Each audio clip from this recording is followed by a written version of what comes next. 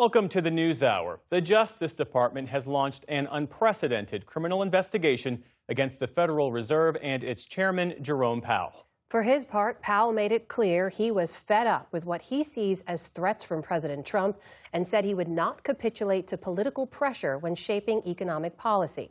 It was a stunning turn of events as several lawmakers from the president's own party also broke with Trump, suggesting his team had gone too far.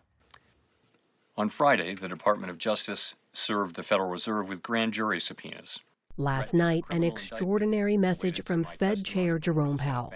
No one, certainly not the chair of the Federal Reserve, is above the law. But this unprecedented action should be seen in the broader context of the administration's threats and ongoing pressure. That video, posted by the Federal Reserve Sunday evening in response to a criminal investigation launched by U.S. Attorney Jeanine Pirro into the $2 billion renovation of the Federal Reserve headquarters.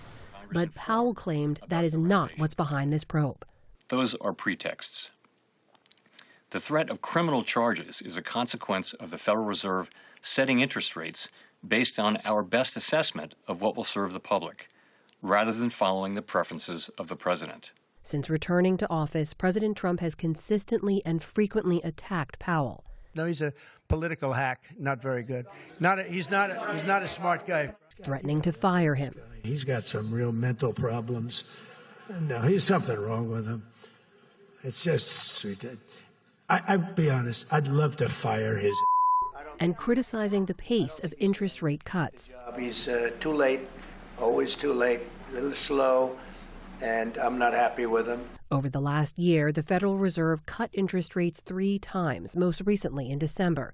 But the headquarters renovation project has fueled Trump's attacks, as in this exchange with Powell in July when Trump visited the construction site. It looks like it's about $3.1 billion. It went up a little bit, or a lot. So the 2.7 is now 3.1. I'm not aware of that. Yeah, it just came out. In a Sunday night NBC interview, the president denied any involvement in the investigation, saying, quote, "I don't know anything about it."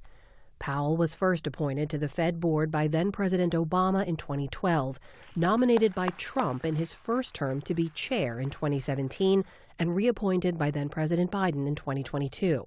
I would expect that the markets would be happy to see that there's more transparency at the Fed. Today, National Economic Council Director Kevin Hassett, a potential replacement for Powell, defended the Justice Department's probe. I think that it's really important to understand where the taxpayer money goes and to understand why it goes this way or that. As did White House Press Secretary Caroline Leavitt. Look, the president has every right to criticize the Fed chair. He has a First Amendment right, just like all of you do. And one thing for sure, the president's made it quite clear, is Jerome Powell is bad at his job. As for whether or not Jerome Powell is a criminal, that's an answer the Department of Justice is going to have to find out. Limited pushback today from congressional Republicans, Senator Kevin Cramer calling Powell a, quote, bad Fed chair, but adding, "I do not believe, however, he is a criminal." Senator Thom Tillis went further, saying he would, quote, oppose the confirmation of any nominee for the Fed, including the upcoming Fed chair vacancy, until this legal matter is fully resolved. Reaction from House Speaker Mike Johnson was definitive when asked if the DOJ was being weaponized. Of course not. The markets reacted initially, too, with the Dow at one point dropping more than 400 points after the opening bell. Wait just a second. We have one more thing to share. We want to say a heartfelt thank you for watching and supporting PBS News. Without you, we simply wouldn't be able to provide the news and the information that you trust. So thank you from everybody here at PBS News. Support journalism you trust. Support PBS News. Donate now, or even better, start a monthly contribution today.